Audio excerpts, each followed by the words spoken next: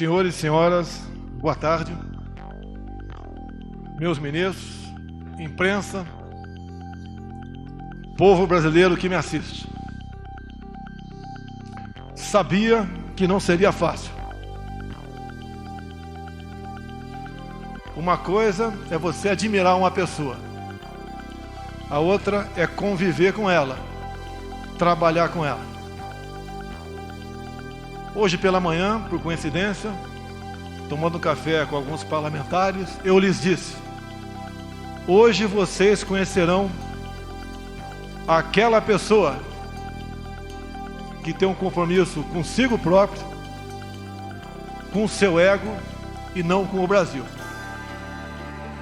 O que eu tenho ao meu lado, e sempre tive, foi o povo brasileiro. Hoje essa pessoa vai buscar uma maneira de botar uma cunha entre eu e o povo brasileiro. Isso aconteceu há poucas horas. Um breve histórico. Todos nós conhecemos o senhor Sérgio Moro, das suas decisões lá da Vara Federal de Curitiba. A Lava Jato já existia, mas ninguém nega o seu brilhante trabalho. Eu, pessoalmente, tive o primeiro contato com o senhor Sérgio Moro no dia 30 de março de 2017, no aeroporto de Brasília, onde ele estava parado numa lanchonete, e eu fui cumprimentá-lo. Ele praticamente me ignorou. A imprensa toda noticiou isso, dando descrédito à minha pessoa. Confesso que fiquei triste, porque ele era um ídolo para mim. Eu era apenas um deputado, humilde deputado, como é, ou como são, a maioria do que estão no parlamento brasileiro. Não vou dizer que chorei, porque estaria mentindo, mas fiquei muito triste.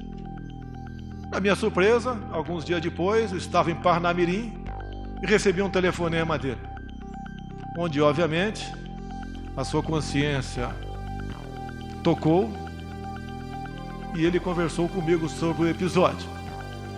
Eu dei por encerrado o assunto. Me senti, de certa forma, reconfortado. O tempo passou, eu numa pré-campanha e ele com as suas sentenças em Curitiba. Com o passar do tempo, entrei em campanha e, como, no meu entendimento, não tinham como me deter, tentaram me assassinar. Obviamente, isso marca a história de uma nação. Muito mais a minha vida, a da minha família, em especial da minha filha Laura, de 9 anos de idade. Acabou o primeiro turno. Eu passei para o segundo turno com o senhor Fernando Haddad, do PT.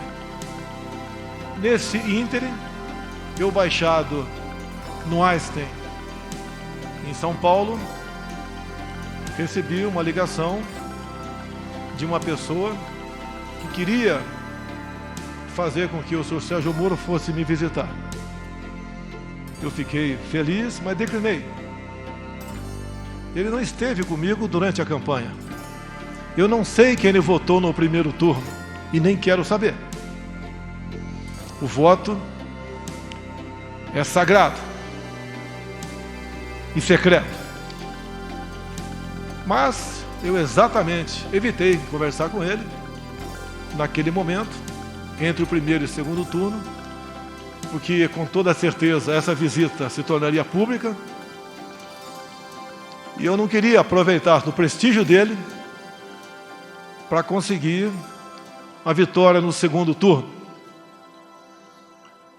Após, então, a nossa vitória, a vitória da democracia, da liberdade, das eleições livres, eu recebi o senhor Sérgio Moro na minha casa, na Barra da Tijuca, Presente, ao meu lado, o senhor Paulo Guedes, um homem que já havia escolhido para ser ministro da Economia.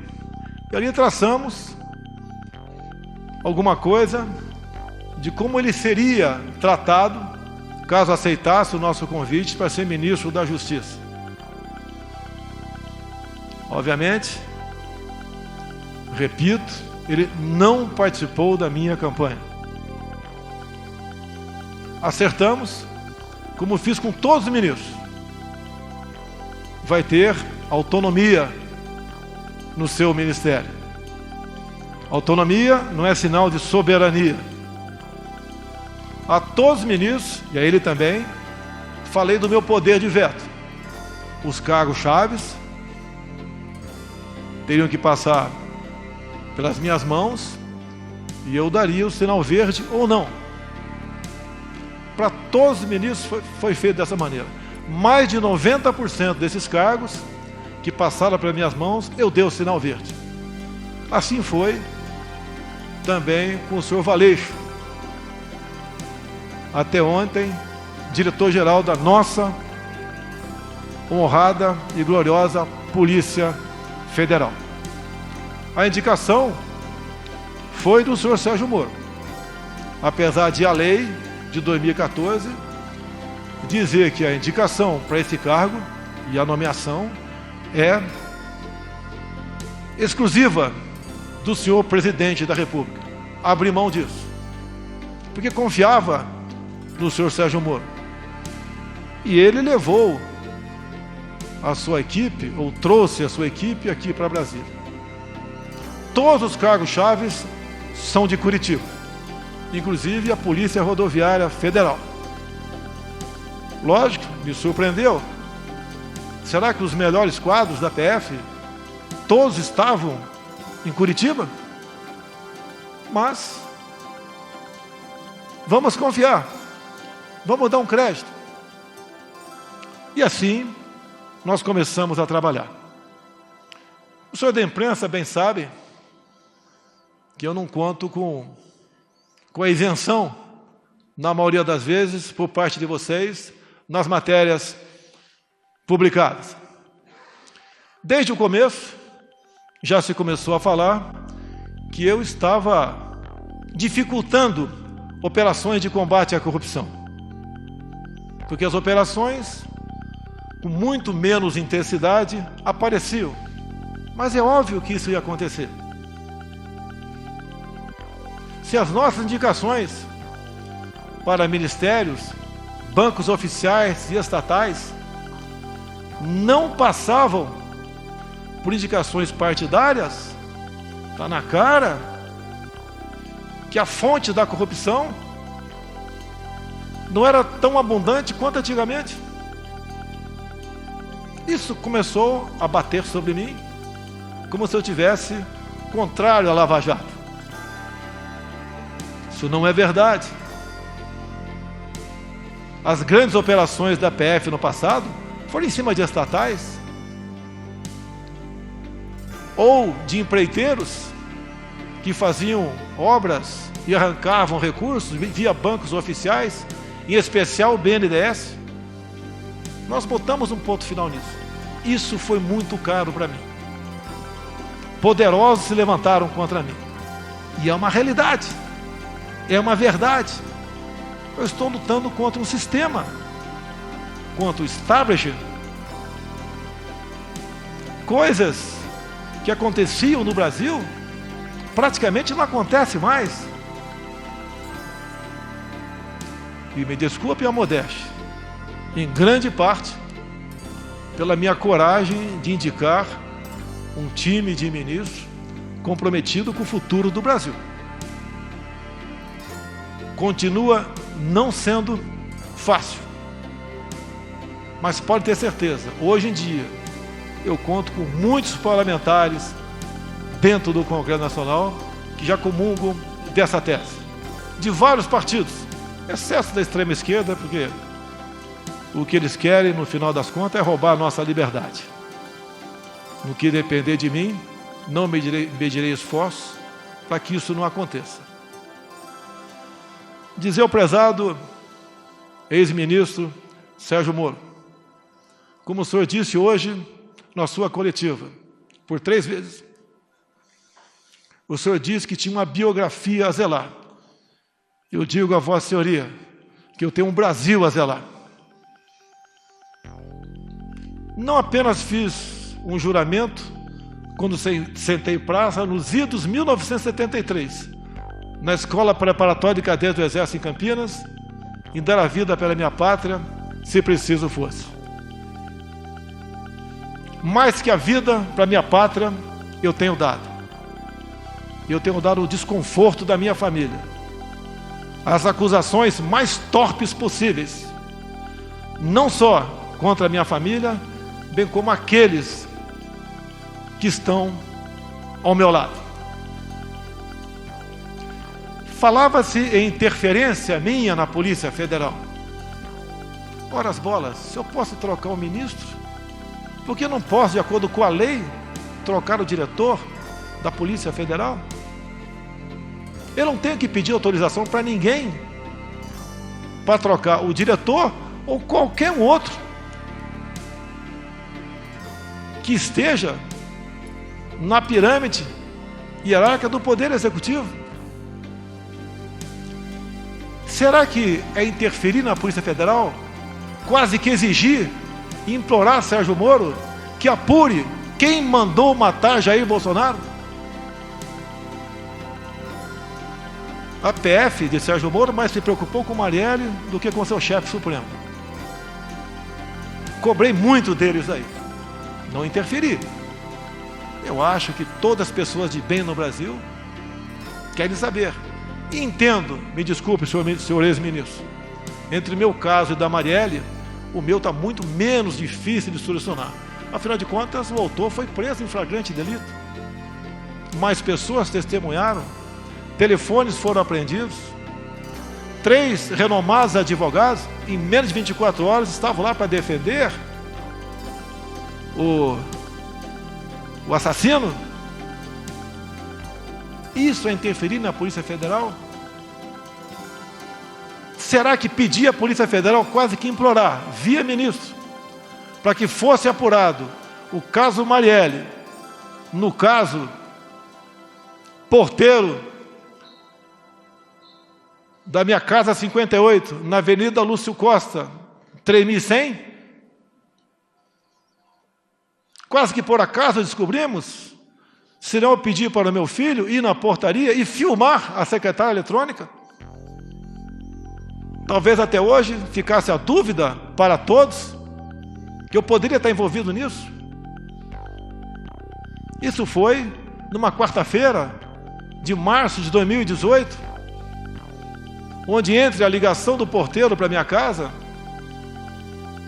e as minhas digitais nos painéis de presença da Câmara, tinha um espaço em menos de 1 hora, eu não estava lá. Depois, a perícia da Polícia Civil do Rio ainda chega à conclusão que aquela voz não é a voz do porteiro em questão.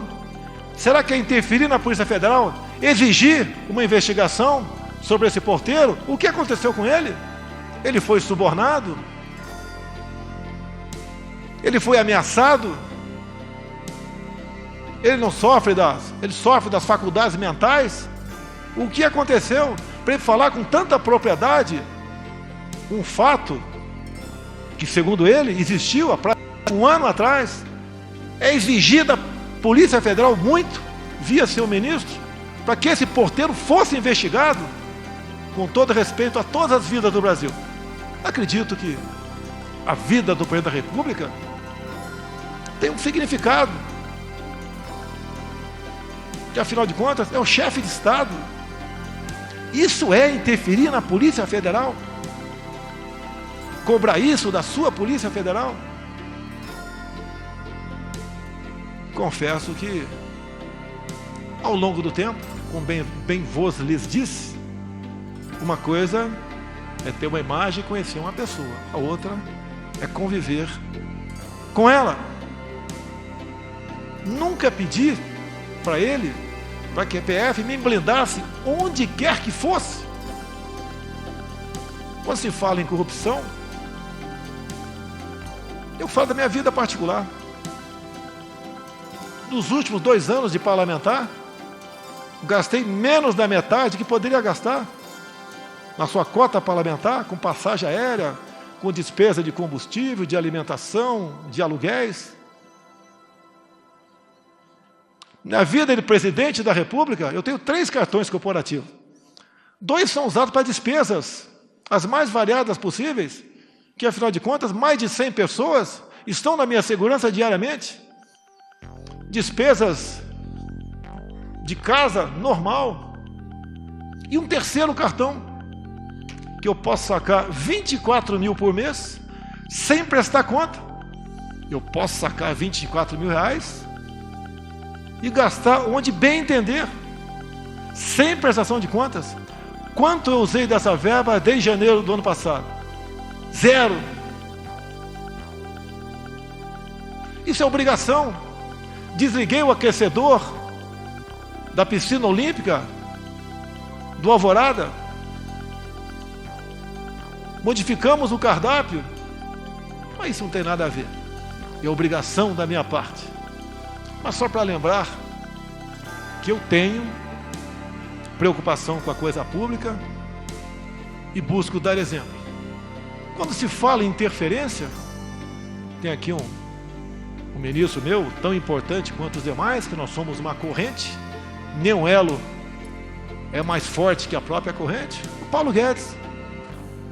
Quando eu vi que o Inmetro, que é um órgão parecido até, logicamente, cada um na sua função, com a Polícia Federal, com a PRF, com a Secretaria da Cultura do Marcelo Avantônio, entre tantas outras, eu falei, Paulo Guedes, eu vou implodir o Inmetro. O que eu descobri lá, nós não podemos deixar o povo sofrer dessa maneira. Queriam trocar 1.600.000 tacógrafos de motoristas, de viaturas, cada tacógrafo custando R$ 1.900. Quem ia pagar a conta era o motorista de caminhão, o motorista de van, de ônibus. Queriam trocar todos os taxímetros no Brasil. Só no meu estado, Rio de Janeiro, 40 mil taxistas iam ter que comprar um novo taxímetro. Queriam um chip em cada bomba de combustível no Brasil, onde nós ficamos sabendo que não teria a sua devida eficácia. Não tem, essa conta não foi para o povo pagar. A obrigação do Inmetro é, obviamente, atestar a qualidade de muita coisa e, de preferência, obviamente, evitar onerar o nosso já sofrido povo brasileiro com a pesada carga de impostos que tem. Implodimos o Inmetro. E a Polícia Federal? Como publicado por vocês no dia de ontem, mas esqueçam a imprensa. Ontem, numa videoconferência, o senhor Valeixo se dirigiu a todos os seus 27 superintendentes e disse que desde janeiro vinha falando com o senhor Sérgio Moro que queria deixar a Polícia Federal. Os superintendentes são a prova disso. E eu algumas vezes falei com o Sérgio Moro sobre a Polícia Federal. Quando eu me elegi, havia uma ideia por parte de policiais, muitos trabalhavam comigo, em torno de 60 em rodízio. Eu tinha direito a isso pela legislação, até o maior efetivo, por ser o candidato com maior chance.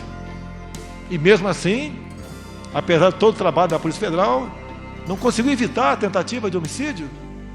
Mas eu digo, foi a Polícia Federal, com seu trabalho técnico, preventivo, que também foi um elo na salvação da minha vida. E a cada ponto, a cada esquina que eu passava, eles tinham um plano da minha evacuação, caso sofresse alguma coisa. Então a Polícia Federal, em primeiro lugar, eu devo a minha vida a esses homens, bem como alguns policiais militares de Brasília e do Rio que voluntariamente estavam lá em Juiz de Fora. e o que eu quero, o que nós queremos da Polícia Federal. Que ela seja usada em sua plenitude. Que as suas operações sejam, no mínimo, mantidas. No que depender de mim, potencializadas. Que é com o trabalho dela que nós damos esperança, num primeiro momento, à população brasileira. O combate à corrupção. O combate ao crime organizado. E, como mesmo o senhor Valeixo disse que estava cansado, eu comecei a fazer gestões junto ao ministro para trocarmos o diretor-geral da Polícia Federal. Era a intenção dele, como ele declarou ontem, que desde janeiro queria sair. Nós cansamos, nós não somos máquinas. No dia de ontem, eu conversei com o senhor Sérgio Moro, só eu e ele, como na maioria das vezes nossas conversas. Onde eu sempre abri o coração para ele. Eu já duvido se ele sempre abriu o coração para mim. Eu sempre disse aos meus ministros, a confiança tem que ter dupla mão. O ministro quer que eu confie nele, quer e tem razão. Mas eu também quero que o ministro confie em mim. Sempre falei para ele, Moro, não tenho informações da Polícia Federal. Eu tenho que todo dia ter um relatório do que aconteceu, em especial nas últimas 24 horas, para poder bem decidir o futuro dessa nação. Eu nunca pedi para ele o andamento de qualquer processo. Até porque a inteligência, com ele, perdeu espaço na justiça. Quase que implorando informações. E assim, eu sempre cobrei informações dos demais órgãos de inteligência oficiais do governo, como a ABIN, que tem à frente um delegado da Polícia Federal. Uma pessoa que eu conheci durante a minha campanha e tem um nome e é respeitado pelos seus companheiros. E conversando ontem com o Moro, entre muitas coisas, até que chegou na questão Valeixo. Eu falei, está na hora de botar um ponto final nisso. Ele está cansado, está fazendo como pode o seu trabalho. Pessoalmente não tenho nada contra ele. Conversei poucas vezes com ele durante 1 ano e 4 meses. Sim, poucas vezes, mas conversei com ele. E a maioria das vezes estava o Sérgio Moro do lado. Então eu falei que amanhã, dia de hoje, o Diário Oficial da União publicaria a exoneração do senhor Valeixo. E, pelo que tudo indicava, a exoneração a pedido. Bem, ele relutou, o senhor Sérgio Moro, e falou, mas o nome tem que ser o meu. Falei, vamos conversar. Por que tem que ser o seu e não o meu? Ou então vamos pegar, já que não tem interferência política, técnica ou humana, pegar os que têm condições e fazer um sorteio. Por que tem que ser o dele e não possivelmente o meu, ou um de consenso entre nós dois? E eu lembrei da lei de 2014, que a indicação é minha, é prerrogativa minha. E o dia que eu tiver que submeter a qualquer um subordinado meu, eu deixo de ser presidente da República. Jamais pecarei por omissão. Falei para ele, quero um delegado, que pode não ser o seu, pode não ser o meu, mas que eu sinta, além da competência óbvia, se bem que isso é uma coisa comum entre os delegados da Polícia Federal, que eu possa interagir com ele. Por que não? Eu interajo com os órgãos de inteligência das Forças Armadas, se preciso for, eu interajo com a ABIN, interajo com qualquer um do governo, sempre procuro o ministro. Mas, numa necessidade, eu falo diretamente com o primeiro escalão daquele ministro, como ontem, ou anteontem, eu tinha que decidir uma coisa, tinha que ver com a Marinha.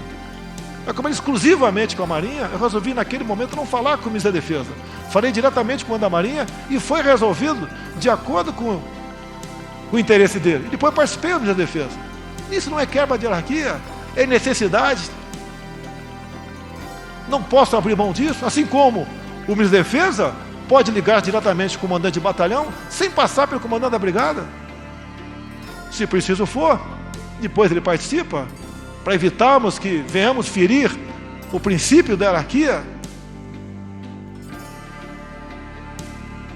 E mais, já que ele falou em algumas particularidades, mais de uma vez, o senhor Sérgio Moro disse para mim, você pode trocar o Valeixo sim, mas em novembro, depois que o senhor me indicar para o Supremo Tribunal Federal. Me desculpe, mas não é por aí.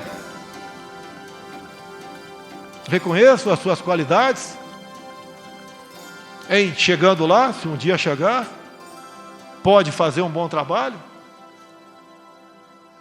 mas eu não troco.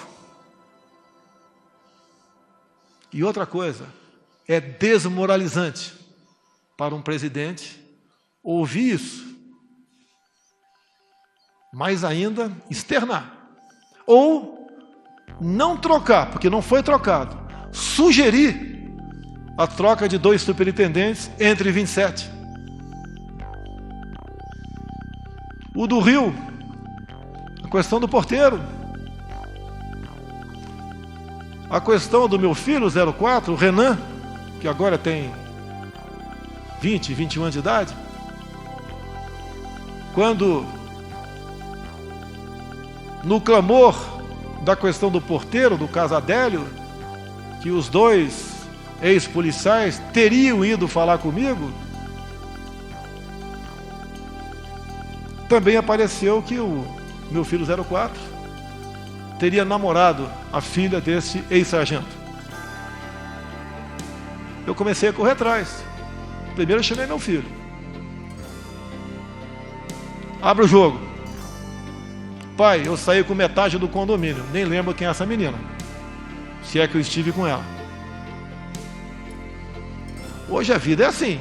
A intenção de dizer que o meu filho namorava a filha do ex-sargento era que nós tínhamos um relacionamento familiar.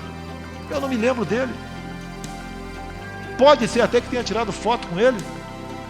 Durante pré-campanha e campanha era comum eu tirar em média 500 fotografias por dia, porque essa era a minha imprensa. E daí eu fiz um pedido para a Polícia Federal, quase com por favor, chegue em Mossoró e interrogue o ex-sargento. Foram lá, a PF fez o seu trabalho, interrogou, e está comigo a cópia do interrogatório, onde ele diz simplesmente o seguinte: a minha filha nunca namorou a filha do presidente Jair Bolsonaro, porque a minha filha sempre morou nos Estados Unidos. Mas eu é que tenho que correr atrás disso? Ou é um ministro, ou é uma Polícia Federal que tem que se interessar? Não é para me blindar, porque eu não estou em curso em nenhum crime. A mídia, outras instituições já me botaram de cabeça para baixo, chacoalharam tudo.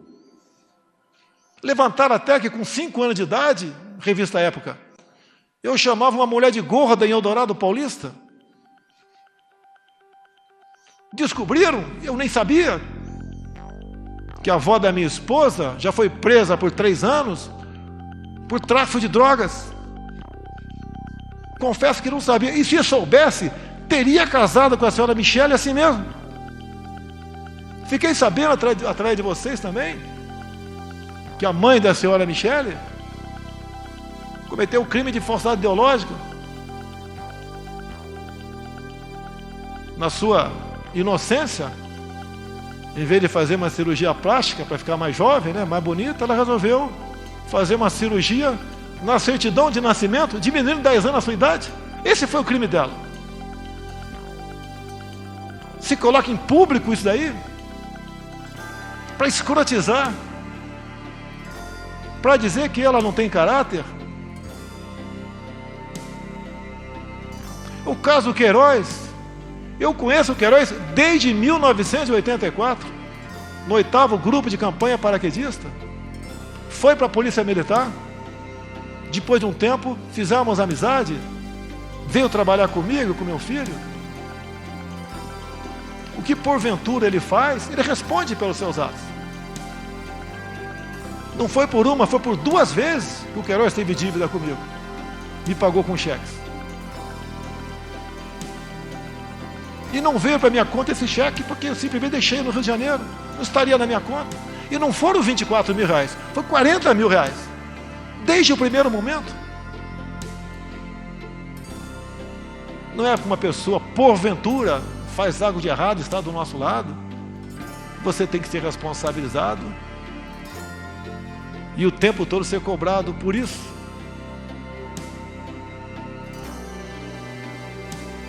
Nunca pedi para blindar ninguém da minha família. Jamais faria isso.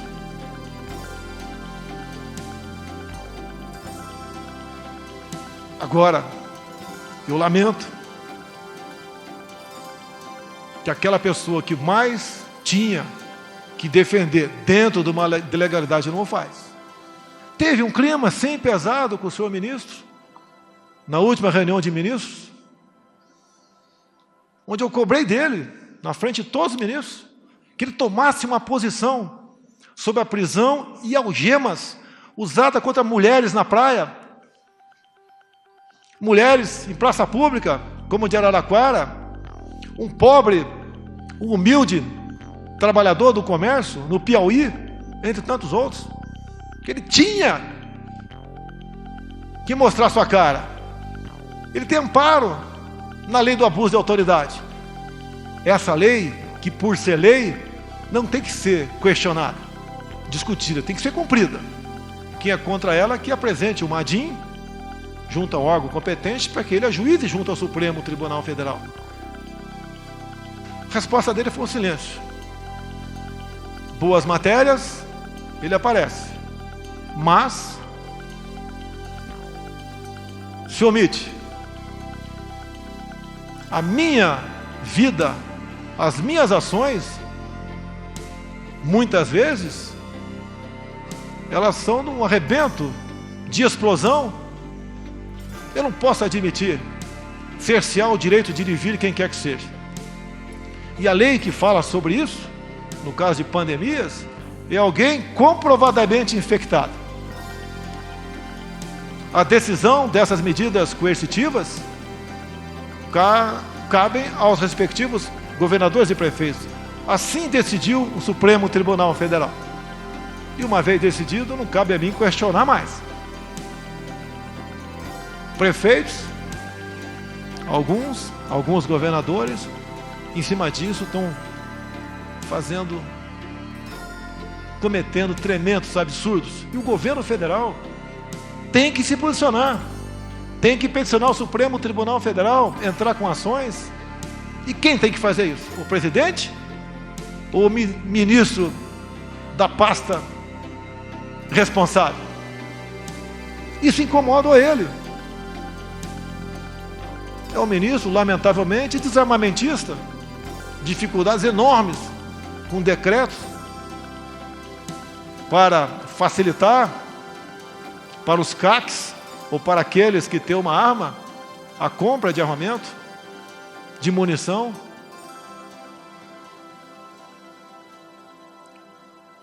Aquilo que eu defendi durante a campanha e pré-campanha, os ministros têm obrigação de estar junto comigo.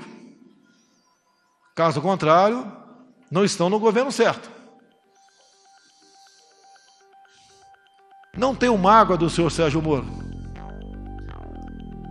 Hoje pela manhã, acredito que 7 ou 8 deputados, ou meia dúzia, tomaram café comigo. E eles estão à vontade, se quiser falar ou não. Eu lhes disse, hoje vocês vão conhecer quem realmente não me quer na cadeira presidencial. Esse alguém não está no Poder Judiciário, nem está no Parlamento Brasileiro. Não lhes disse o nome. Falei, vocês vão conhecê-lo às 11 da manhã. repetindo a vocês. Veio com a cunha. Se ele quer ter independência, como eu tenho, autoridade, ou se quisesse, poderia vir candidato em 2018.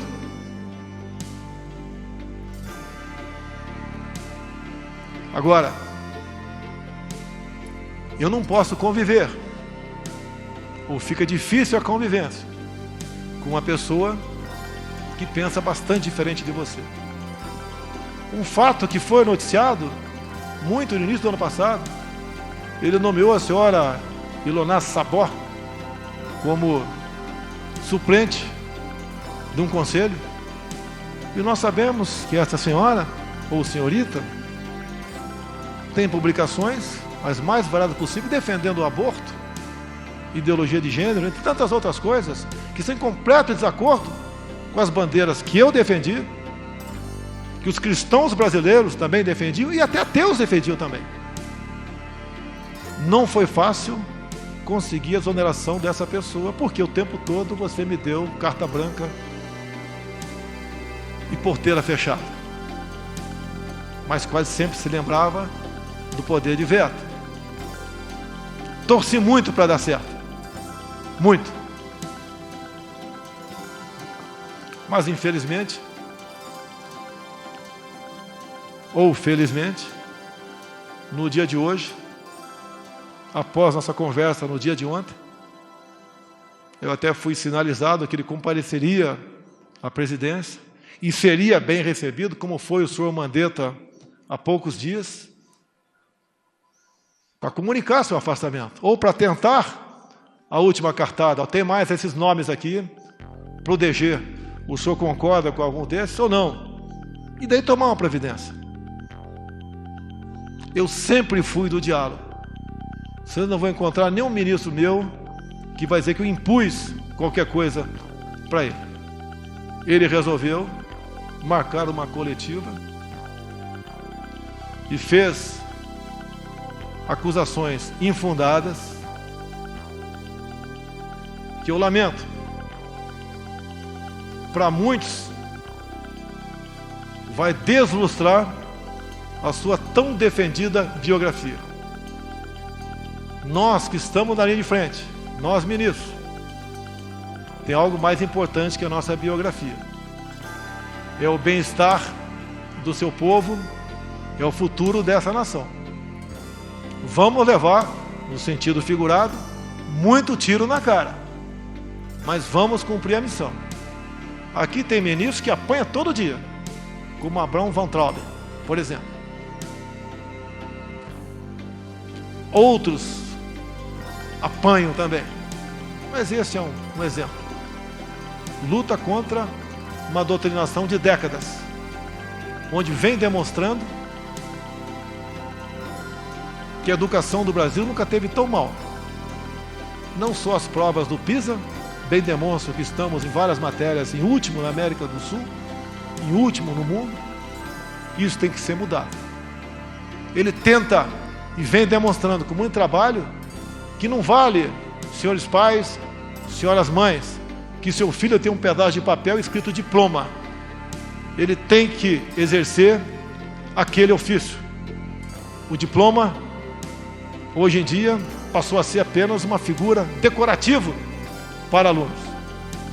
Ele tem que ser um bom profissional e não um bom militante.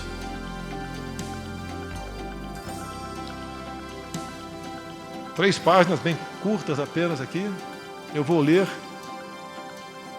e dar um encerramento a essa coletiva. Meu compromisso é com o Brasil e com a democracia.